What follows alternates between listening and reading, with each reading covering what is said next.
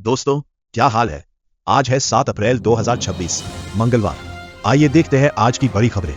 अब पीएफ निकालना होगा उतना ही आसान जितना एटीएम से पैसे निकालना।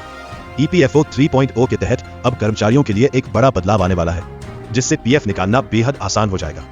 नई सुविधा के मुताबिक अब आप यूपीआई और एटीएम के जरिए सीधे अपने पीएफ खाते से पैसा निकाल सकेंगे। यानी अब बैंक या ईपीएफओ ऑफिस के चक्कर लगाने की जरूरत नहीं पड़ेगी। रिपोर्ट्स के अनुसार सदस्य अपने कुल पीएफ बैलेंस का लगभग 50% तक एक बार में निकाल सकेंगे, ताकि जरूरत के समय तुरंत मदद मिल सके और कुछ रकम भविष्य के लिए सुरक्षित भी रहे। हालांकि इस सुविधा का लाभ लेने के लिए कुछ जरूरी शर्तें भी होंगी।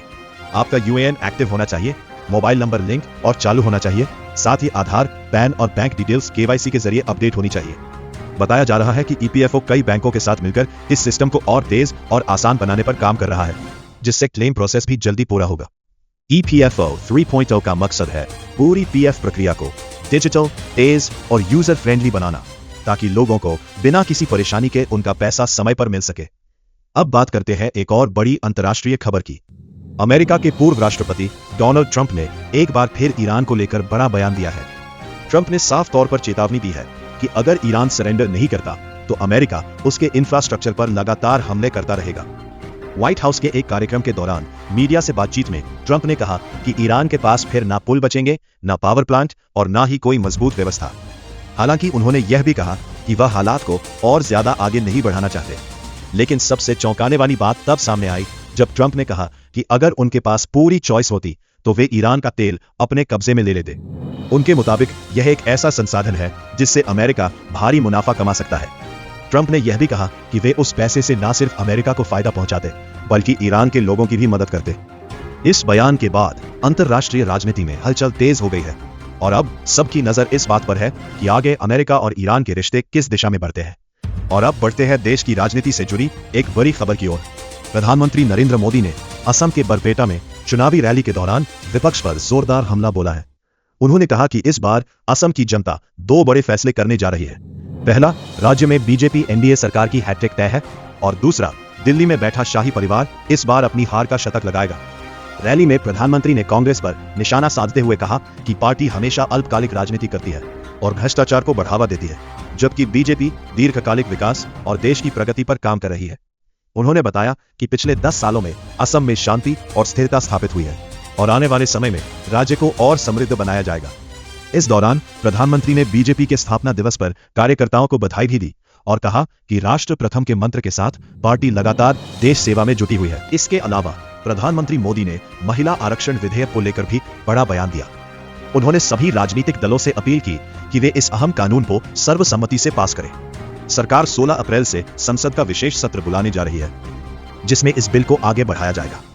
प्रधानमंत्री ने साफ किया कि महिलाओं के अधिकारों से जुड़े इस बिल से किसी भी राज्य का प्रतिनिधित्व कम नहीं होगा, बल्कि सीटों की संख्या बढ़ाकर महिलाओं को और ज्यादा अवसर दिए जाएंगे। अब देखना होगा कि आने वाले चुनावों में जनता क्या फैसला करती है और क्या बीजेपी अपने हैट्रिक के दावे को सच साबित कर पाती है।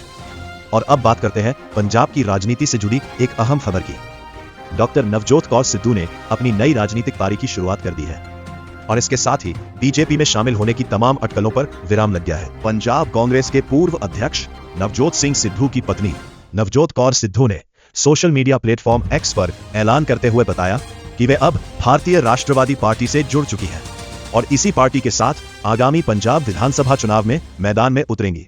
दरअसल कांग्रेस से निष्कासन के बाद लगातार ये कयास लगाए जा रहे थे कि नवजोत कौर सिद्धू बीजेपी में शामिल हो सकती है। उनकी कई बीजेपी नेताओं से मुलाकातों के बाद ये चर्चाएं और तेज हो गई थी, लेकिन अब उन्होंने खुद सामने आकर साफ कर दिया है कि उनका राजनीतिक सफर एक नए दल के साथ आगे बढ़ेगा। नवजोत कौर सिद्धू ने अपने पोस्ट में कहा कि वे राष्ट्रीय स्तर पर एक नया राजनीतिक विकल्प तैयार करने पर काम कर रही हैं। उनका कहना है कि वे देश सेवा के लिए समर्पित हैं और लोगों को उनका हक दिलाना चाहती हैं। उन्होंने यह भी कहा कि उनका लक्ष्य पंजाब को फिर से स्वर्ण राज्य बनाना है और राज्य में शांति, न्याय और विकास को बढ़ावा देना है। अब देखना दिलचस्प होगा कि इस नए राजनीतिक कदम का पंजाब की राजनीति पर क्या असर पड़ता है। और अब बात करते हैं आम जनता से जुड़ी एक बड़ी राहत की खबर की। जयपुर में एलपीजी संकट के बीच अब बड़ा एक्शन लिया गया है, जिससे आम लोगों और ऑटो चालकों को राहत मिलती दिख रही है। इंडियन ऑयल ने गैस वितरण में पारदर्शिता लाने के लिए बुकिंग सिस्टम में बड़ा बदलाव किया है। अब पहले बुकिंग पहले सिलेंडर का नियम सख्ती से लागू होगा। जब तक पुरानी बुकिंग क्लियर नहीं होगी तब तक नई बुकिंग का बिल जनरेट नहीं किया जाएगा। यानी अब किसी भी तरह का वीआईपी कल्चर या जुगाड़ नहीं चलेगा और हर उपभोक्ता को उसकी बारी से ही गैस मिलेगी। कंपनी का कहना है कि इस नए सॉफ्टवेयर सिस्टम से पूरी प्रक्रिया ऑटोमेटिक और पारदर्शी हो जाएगी, जिससे लोगों को बार बार एजेंसियों के चक्कर नहीं लगाने पड़ेंगे। वहीं शहर के करीब 10,000 ऑटो चालकों के लिए बड़ी राहत की खबर है।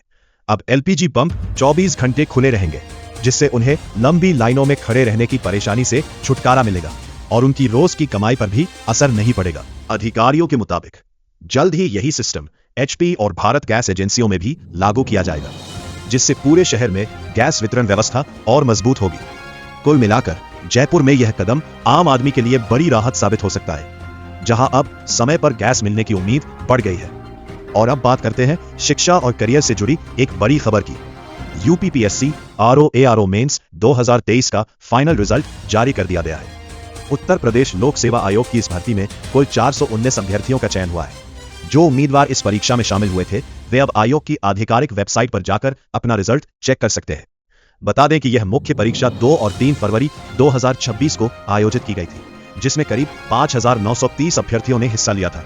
वहीं सहायक समीक्षा अधिकारी यानी एआरओ के लिए हिंदी टाइपिंग टेस्ट 16 से 19 फरवरी के बीच कराया गया था। इस भर्ती के जरिए समीक्षा अधिकारी और सहायक समीक्षा अधिकारी के पदों पर नियुक्ति की जाएगी, जो राज्य प्रशासन में अहम भूमिका निभाते हैं। अब चयनित अभ्यर्थियों के लिए आगे की प्रक्रिया शुरू होगी, जिसमें डॉक्यूमेंट वेरिफिकेशन और नियुक्ति से जुड़ी औपचारिकताएं पूरी की जाएंगी।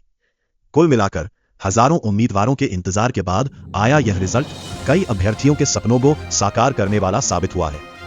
और अब बात करते हैं आपकी जेब और सुरक्षा से जुड़ी बेहद जरूरी खबर की।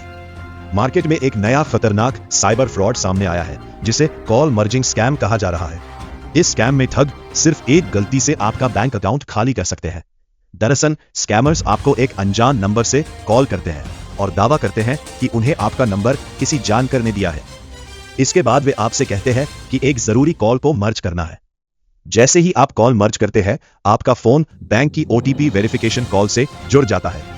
इसके बाद आपका ओटीपी सीधे ठगों तक पहुंच जाता है और वे आपके अकाउंट से पैसे निकाल लेते हैं। यूपीआई सिस्टम को संचालित करने वाली संस्था एनपीसीआई ने भी इस स्कैम को लेकर अलर्ट जारी किया है और लोगों से सतर्क रहने की अपील की है। अब सवाल है, इससे बचें कैसे? सबसे पहले, कभी भी किसी अनजान व्यक्ति के कहने पर कॉल मर्ज न करें। दूसरा, अगर कोई खुद को बैंक या परिचित बताता है तो पहले उसकी पहचान जरूर वेरीफाई करें। तीसरा, बिना किसी अनुरोध के ओटीपी आए तो तुरंत सावधान हो जाए और इसे रिपोर्ट करें। अगर आपको किसी तरह की ठगी का शक हो तो तुरंत 1-9-30 हेल्पलाइन नंबर पर शिकायत दर्ज कराएं। याद रखें, आपकी एक छोटी सी सावधानी आपको बड़े नुकसान से बचा सकती है। और अब अंत में बात करते हैं आज के राशिफल की। आज का दिन कुछ राशियों के लिए बेहद खास रहने वाला है। मेष और सिंह राशि के लोगों को करियर में अच्छे मौके मिल सकते हैं। वहीं वृष और कन्या राशि वालों को आर्थिक मामलों में सावधानी बरतने की जरूरत है। मिथुन और तुला राशि के लोगों के लिए आज का दिन रिश्तों के लिहाज से अच्छा रहेगा, जबकि वृश्चिक और मकर राशि के जातकों को काम के दबाव का सामना करना पड़ सकता है। कुंभ और मीन राशि वालों के लिए आज का दिन नए अवसर लेकर आ सकता है, बस सही निर्णय लेने की जरूरत है। कुल मिलाकर आज का दिन मिला जुला रहने वाला है। सतर्क रहे और सोच समझकर फैसले लें। तो ये थी आज की सभी बड़ी खबरें।